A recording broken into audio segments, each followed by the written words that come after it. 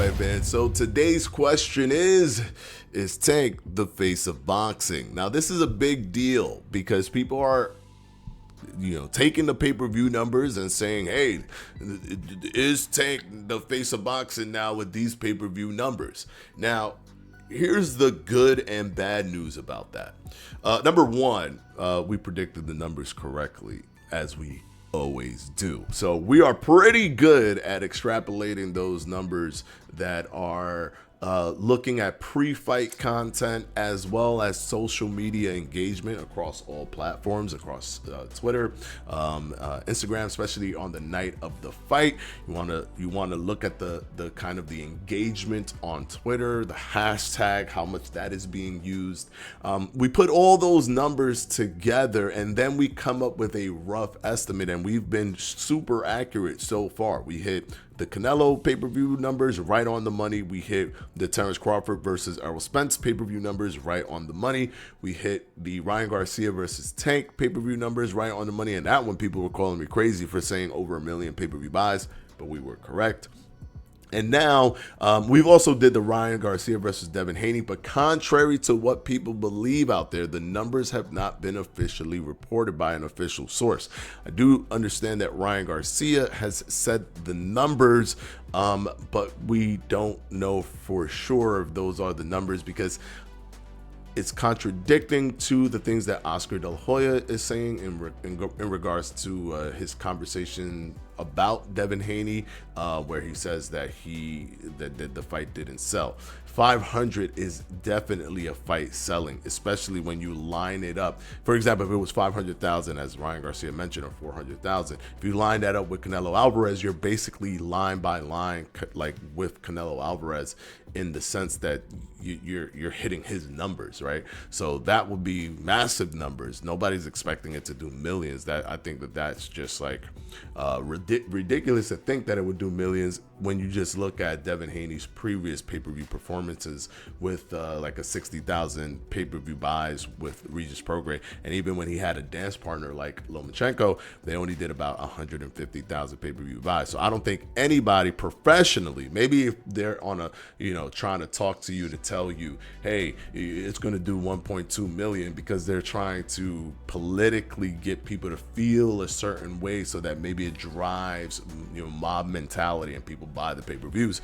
That's one thing. But I know behind closed doors, when they're looking at the numbers and they're actually doing the real math to try to estimate what's possible with a fight like this, they were not anticipating that it would do that number, right? They weren't thinking of the million, but they were probably hoping maybe for the 400,000, 300,000 range, 500,000 range, which with the way Oscar was responded to that, I highly doubt. Plus, the numbers weren't released, which is a very telling kind of thing. It's like if there were good numbers, the companies would be using it as a marketing tool to say, look, Ryan Garcia can sell, or look, we can sell on this platform, etc. And that didn't happen, right? So we don't got that yet. So that's something that is we're going to have to wait for it from a reliable source, guys. This is something that's super important. You have to remember the source has to be reliable. Now, so we did predict that fight, by the way, but we just don't know if that one is right or wrong yet because it hasn't come out.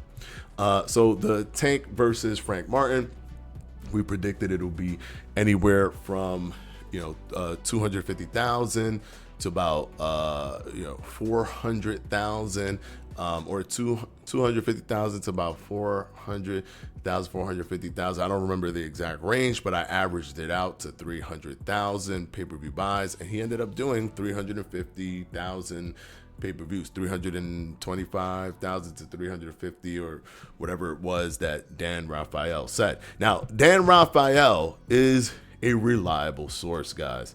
This is a person who has worked with boxing insiders for a long time, so he is he reports on boxing as accurately as possible. It's not about sensationalism.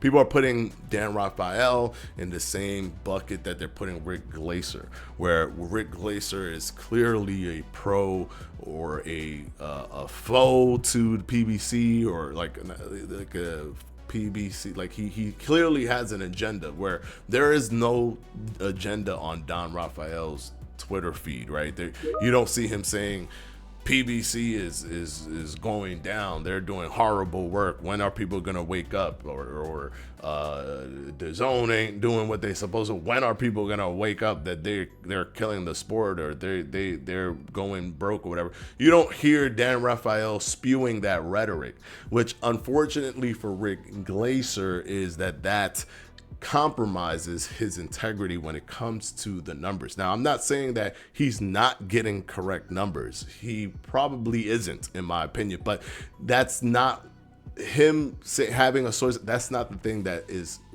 what makes it hard for me to kind of believe what he's saying. It's simply the way he talks about the PBC, right? And here we're super unbiased. Like, we're truly unbiased on this channel. Like, we talk good about the zone fighters, top ranked fighters, PBC fighters. We talk good about every single person, and we talk bad about every single person. There is no agenda here. If you're a black fighter, if you're a Hispanic fighter, it doesn't matter to me at all. That doesn't do anything to me, right? If you're a Devin Haney, person, but then you're a Tank person, none of that does anything to me. All of that goes right over my head, because I've been watching boxing and talking about boxing before YouTube even existed. So to me, there's no way that anybody can make me think one way or the other, because I'm confident in the way I think about the sport. So nobody can move me into any type of mob mentality. Anyways, so we just talk about it how we truly feel, and not how we can kind of grift a certain group to like this channel. I care less about that. We got boxing video game talk that we could do to make the channel grow. I don't care. You're just gonna get the real. You're just gonna get the real when it comes to this stuff. Now, we talked about a lot of stuff. We kind of went off the deep end, but I did need to touch on that, because people keep coming to the channel saying, no, but Rick Glaser said, and it's like, that doesn't matter what he says. Dan Rafael is an actual source. So yes, the numbers were correct. And if those numbers are correct, then Tank is not the face of boxing. We have to be honest. Canelo would be the face of boxing. Is it frustrating? Because I actually respect a Frank Martin fight. Well, actually, you know what? Frank Martin and Munguia kind of fall in the same kind of realm, right? When Tank, if Tank fights Lomachenko, that is going to be really, really important. I'm very curious to see how that does, because if I'm correct about the pay-per-view numbers that Ryan Garcia did with Devin Haney, which I think I am, because I'm really good at putting these numbers together, as we've seen. If I'm correct, then I think Lomachenko would generate the same amount of pay-per-view numbers that Ryan Garcia generates without Tank. And if that is true, then it is very possible that Tank could hit another 1 million pay-per-view buys.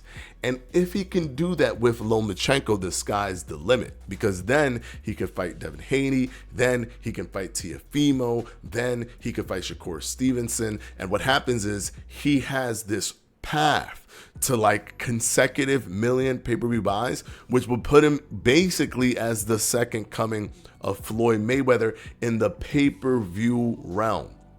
And at that point, he will indeed be the face of boxing, because he can catapult himself, because he has this like path to victory. While with Canelo Alvarez, he is currently, in my opinion, because fair is fair, he is the face of boxing, because fighting Jaime Munguia, he was able to generate 500,000 pay-per-views, and that's a big deal, because that's 500,000 with Munguia, who to me is in the same realm as a Frank Martin in terms of notoriety, in terms of difficulty. He's in that same realm, and Canelo was still able to do 500 200,000 pay-per-view buys. So that is pretty good for Canelo, and that puts him at being the face of boxing. But Tank has raised his baseline, and nobody talks about that. Tank raised his baseline from 260,000, 250,000 pay-per-view buys to 350,000 pay-per-view buys. So he added he has a 100,000 pay-per-view buy bump in the pirating era. That is huge for him to convert that many people, to siphon that many people from his fight with Ryan Garcia, which is what happened. And he won the fight. He won by knockout, so he made it spectacular and all these things. He's now a 350 on baseline, which means without a dance partner, that's his floor. A lot of things that people are saying too when it comes to this pay-per-view is that, oh no, you can't discount the fact that David Benavidez was part of the undercard, and that created more pay-per-view buys for Tank Davis. No. Yes, he was on the undercard. Yes, it made the undercard much more desirable, but think about pay-per-view buys and how difficult it is for somebody to actually buy a pay-per-view. You have to understand how that conversion from just being a person who watches boxing to being a person who watches boxing pay-per-view fights and pays for it, right? That's a different jump. That's a different leap. Just because David Benavidez is popular within the boxing landscape does not mean that he's popular enough to move the needle on a Tank Davis pay-per-view. And I'll explain it like this. A lot of people are like, well, he did 70,000 pay-per-view buys when he fought Boo Boo Andre.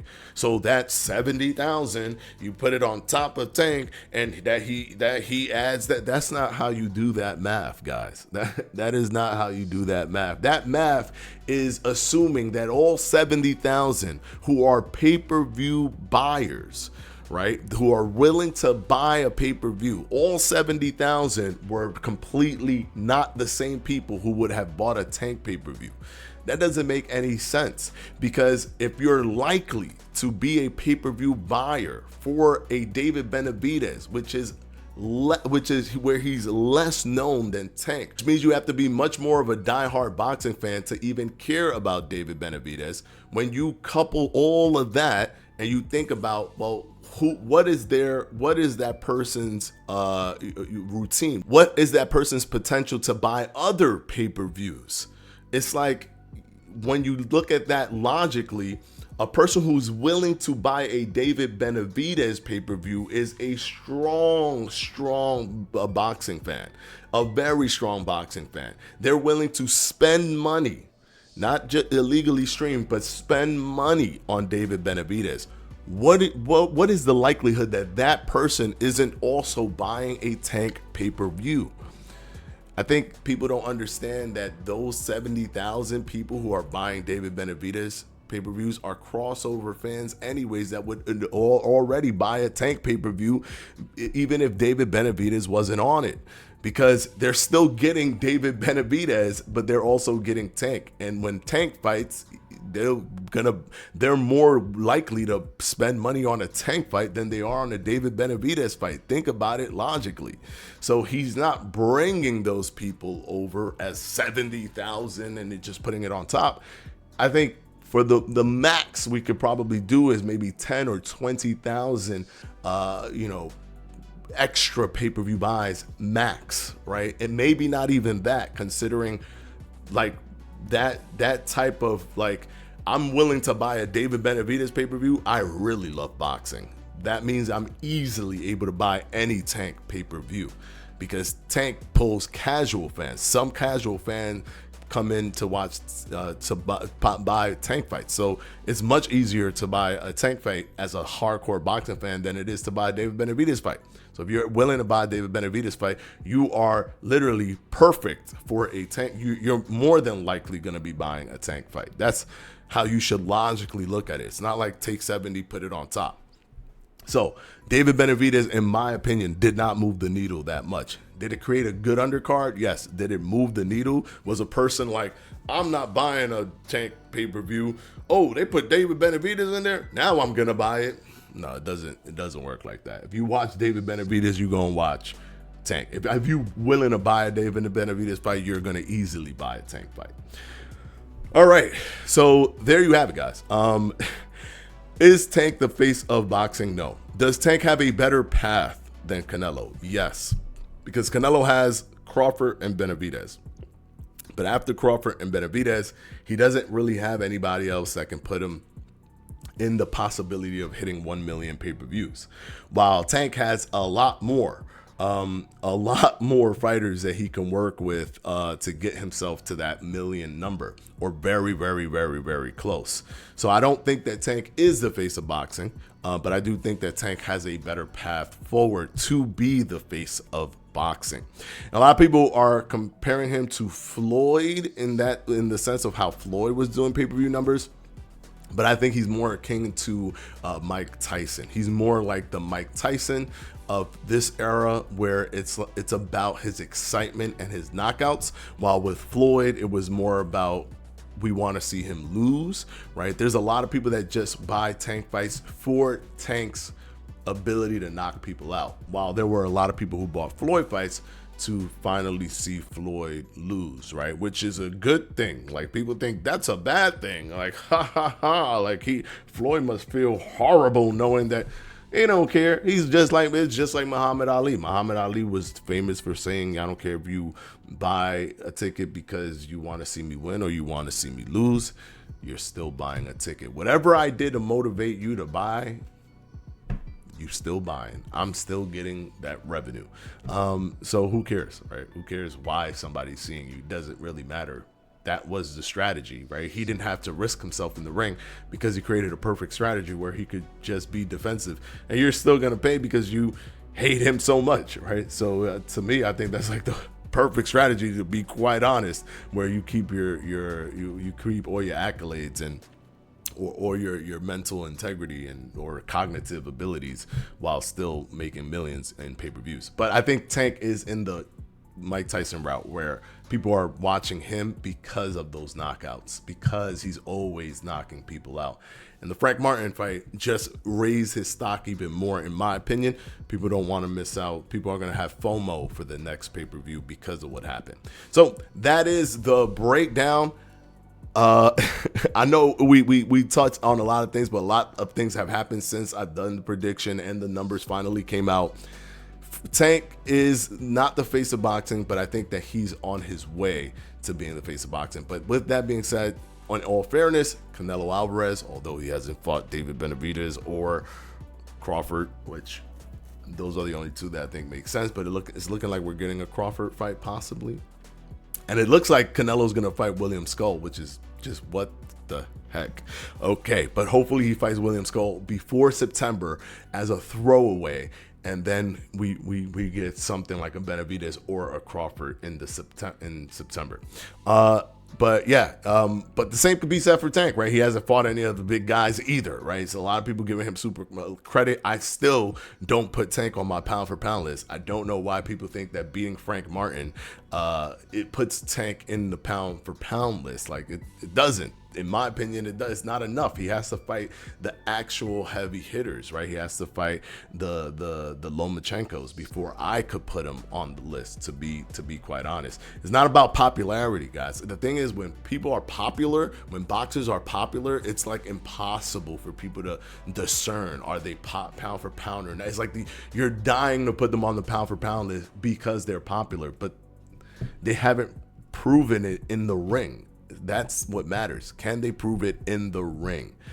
So we're gonna have to still wait and see. That's still a wait and see with Tank. I do think that with the eye test, he's showing a lot of abilities, but we haven't seen him actually truly prove it yet. So that's something that he needs to do before I can put him. But once he fights Lomachenko, we're gonna definitely put him there. Anyways, until the next one, guys. Hopefully this video was informative, and we'll see you in the next one.